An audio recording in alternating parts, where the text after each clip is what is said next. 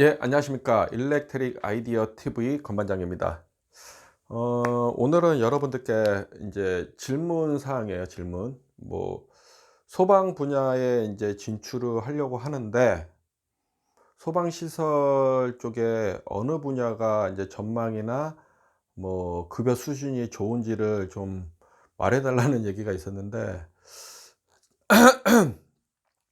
급여는 정말 천차만별이고, 정례 정형화되어 있는 게 없고, 하지만 이제 단종업체에서는 정형화된 게 없지만은 10년 이상 이제 근무하게 되면은 급여가 팍 튀어 올라간다라는 얘기를 했어요. 이거는 여기나 다 같아요. 그다음에 제가 인제 섭리를 좀 이야기해 드리려고 좀 찍는 거예요. 이게 방향은 이제 그러니까 이게 전망은 어떻게 생각할지는 여러분들이 판단하시는 게 좋아요.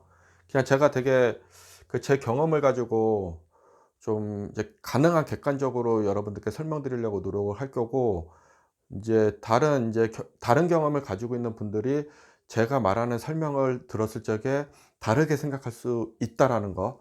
왜냐하면 30년 40 년씩 근무한 사람도 이 사람이 베테랑이라고 물론 볼 수는 있지만은, 자기가 경험한 거에 따라서 다 사람마다 약간씩 다 다르다라는 거예요.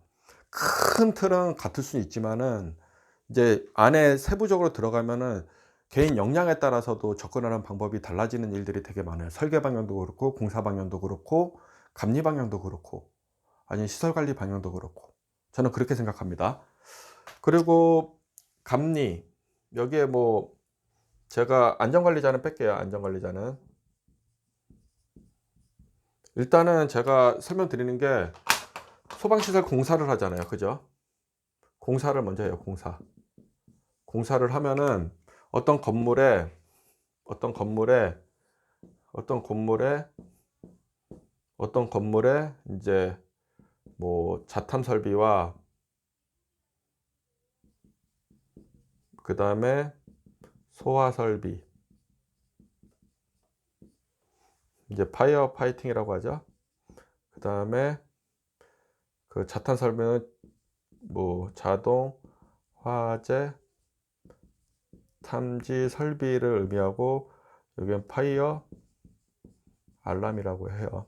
미국에서 이제 해외 프로젝트 하는 사람들은 알 건데, 이 건물의 소방시설 공사는 이 건물에 인제 자동 화재 탐지 설비와 소화 설비를 법 기준에 맞게 설치를 해요. 기준에 맞게. 여기에 어떤 건물에 16주짜리 건물이라고 해요. 지하로 3 층이 있어요.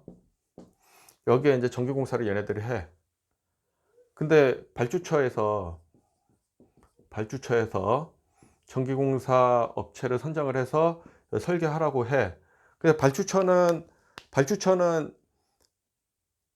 우리 같은 회사는 이제 각 분야별 담당자들이 있지만은, 발주처에서는 어 내가 한 100억 가지고 있어. 건물을 하나 줘. 건물을 하나 줘. 근데 나는 문과 계열이나 이과 계열은, 나는 이론 쪽에 아무것도 몰라. 그럼 EPC를 줘 가지고 계약을 할 거잖아요. 그죠? 그때 인제 전기공 소방 시설 공사업체가 들어온다는 거죠.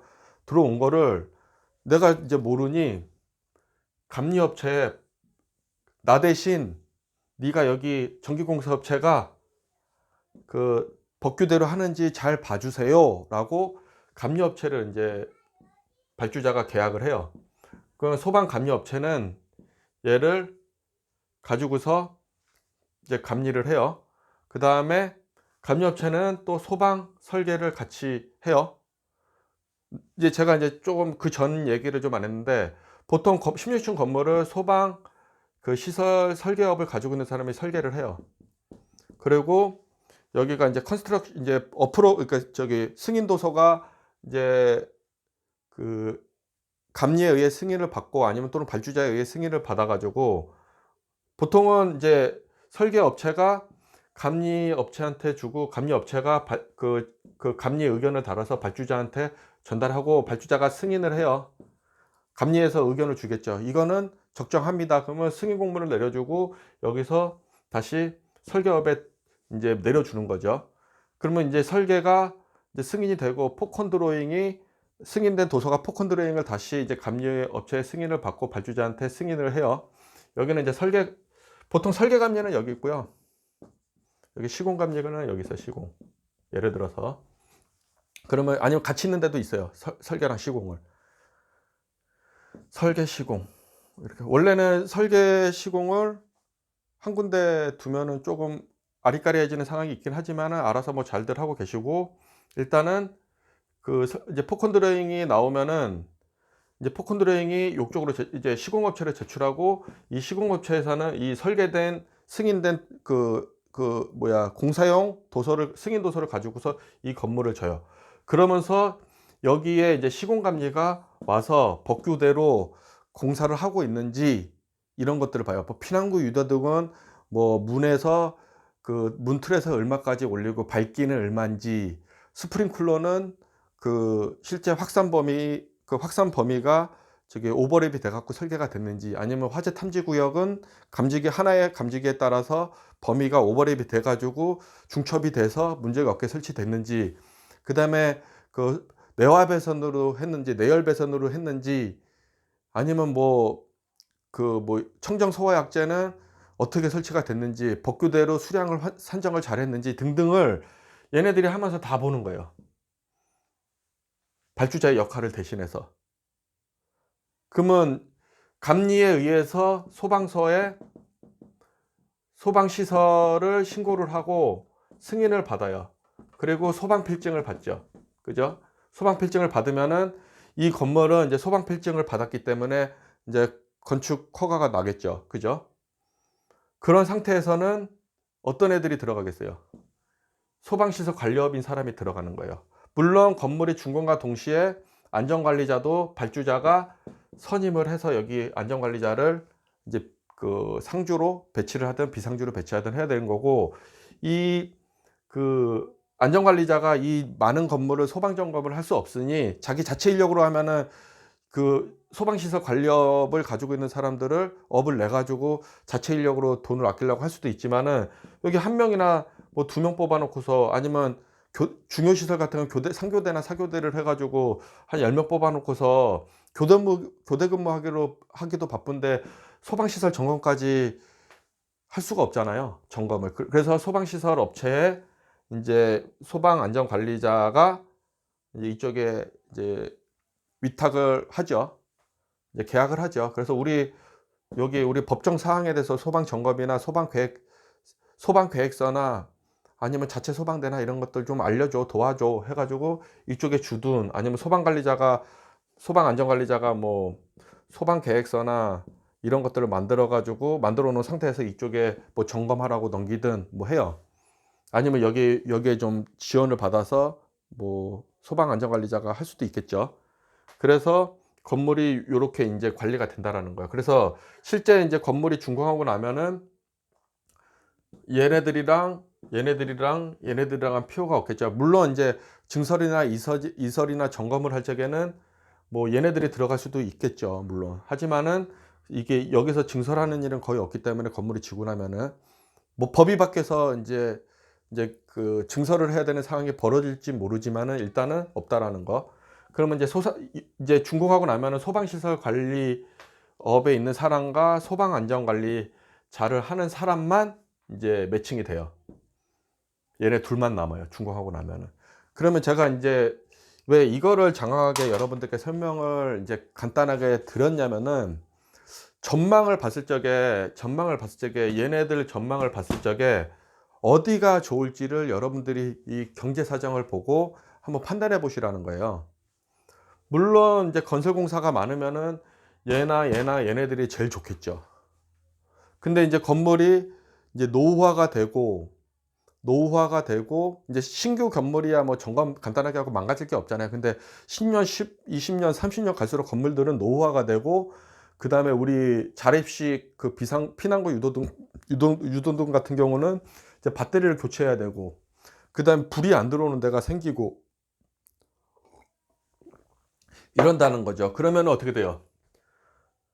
시설 관리는 점검만 해주고, 점검에 대해서 불이 안 들어옵니다, 뭐 안 들어옵니다, 뭐 안 됩니다, 이런 것들은 결론은 소방시설 공사업에 있는 사람들이 와서 점검을 해 주든가 수리를 해 준다든가 이러는 거죠. 그러면은 새 건물은 그냥 법적으로 와서 그냥 잠깐 자탄 설비 작동되나 아니면 파이어 파이팅 문제가 없나 이런 것들을 확인을 하지만은 이제 노후 건물은 이제 여기가 이제 물고 들어간다는 거죠. 교체하려면 소방안전관리자가 뭐 물론 교체해도 되긴 하지만은 공사 금액이 자기가 직접 교체하는 금액과 발주를 나가고 발주 나가면서 감리를 둬야 되는 금액들이 다 정의되어 있다라는 거죠. 그렇기 때문에 소방시설 공사를 소방시설 공사도 노후 건물에 얘랑 얘는 두 개 매칭이 될 수는 있어요. 노후 건물에는. 신규 건물에는 얘만 들어가겠지만은 노후 건물에는 얘가 들어가겠죠. 얘가 점검한 걸 얘가 이 건물에 수리를 해 줘야 되니까 점검을 해 줘야 돼. 개선을 해 줘야 되니까.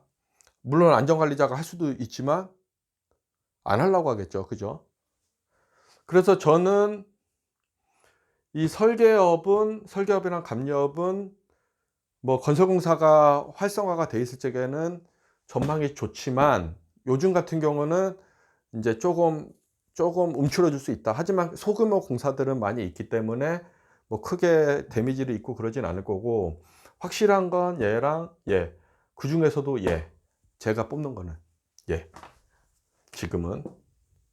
근데 10 년이나 뭐 20년 뒤에도 여러분들이 뭐 공부하는 학생이거나 지금 이제 사회초년생일 적에 10년 뒤에도 이게 발달하고 제가 얘기는 못 하지만은 현재로서는 얘는 괜찮다. 얘는 괜찮다. 그래서 이쪽으로 가시면 좋을 것 같고 그다음에 우리 뭐 이쪽이나 이쪽도 나쁘진 않다. 하지만 지금 현재로서는 여기가 그래도 괜찮다. 그리고 모든 공사의 기본은 모든 분야의 기본은 설계와 공사입니다. 설계와 공사. 그리고 요게 커버가 되면은 그다음에 이제 관리 쪽으로 요런 관리 쪽, 시설 관리 쪽으로 넘어오는 거고요. 시당초 나는 뭐 그냥 시설 관리 쪽으로 가겠다. 뭐 그것도 상관은 없어요. 아니면 나 시당초 그냥 감리 쪽으로 가겠다. 상관없습니다. 그러니까 제 생각인 거고 여러분들이 인제 이런 큰 뭐 세세하게 제가 얘기는 안 했지만 이런 큰 틀을 여러분들이 알고 인제 어떤 게 더 이렇게 이게 전망 전망과 급여가 좋을지를 여러분들께서 스스로 한번 생각해 보세요. 그리고서 영상을 보고서 또 궁금한 게 있으면은 여러분들께서 인제 댓글을 남겨 주시면은 인제 좀 좋을 것 같아요. 왜냐하면 여러분들이 내가 백날 얘기하는 거를 얘기한다고 여러분들이 알아들을 수는 없어요. 개념적인 거고 내 느낌이 여러분들한테 100% 가지 않는다는 거죠. 근데 이런 큰 틀을 가지고 여러분들이 내가 인제 설명을 가지고 인제 고민을 한번 해 보라는 거예요. 그러면은 인제 고민이 돼요. 고민이 되고 인제 분야를 이제 선택해서 갈 수 있는 거죠.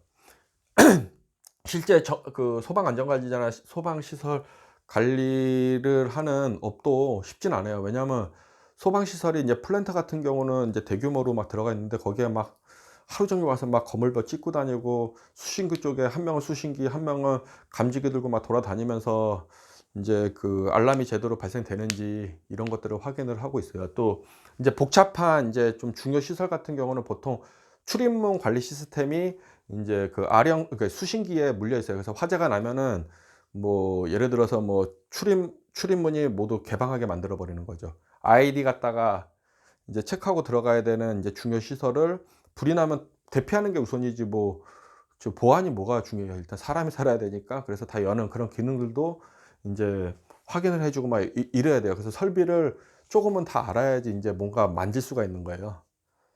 일단 그렇습니다. 이상 설명을 마치고 뭐 댓글 있으면 이렇게 댓글 좀 남겨 주시면 좋을 것 같아요.